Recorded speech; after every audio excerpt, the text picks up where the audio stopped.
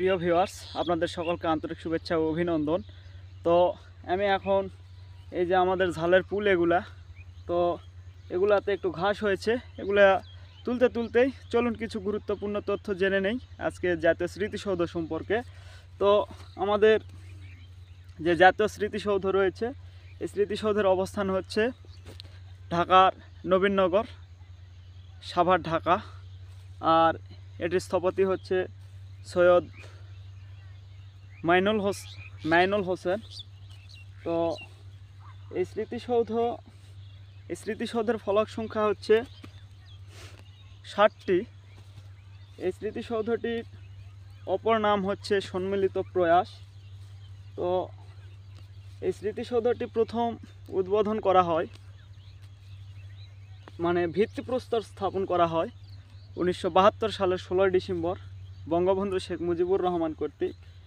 এরপরেই এটি উদ্বোধন করেন 1982 সালে 16 ডিসেম্বর হুসাইন মোহাম্মদ এরশাদ এই জাতীয় স্মৃতিসৌধের উদ্বোধন করেন।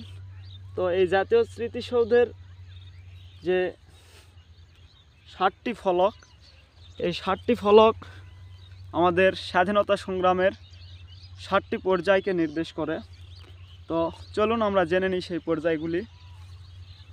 প্রথমটি হচ্ছে 1952 ভাষা আন্দোলন, 1954 সালের যুক্তফ্রন্ট নির্বাচন, এরপরেই 1956 সালের শাসনতন্ত্র আন্দোলন, 1962 সালের শিক্ষানীতির বিরুদ্ধে আন্দোলন এবং 66 সালের 6 দফা আন্দোলন,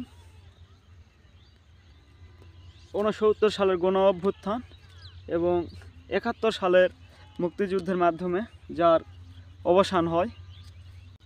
তো আপনারা যারা এই তথ্যগুলি যদি আপনাদের কোনো উপকারে আসে তাহলে আপনারা সাবস্ক্রাইব করবেন ইউটিউবে হলে, আর ফেসবুকে যদি দেখেন তাহলে ফলো দিয়ে থাকবেন আর ভিডিওগুলি শেয়ার করবেন।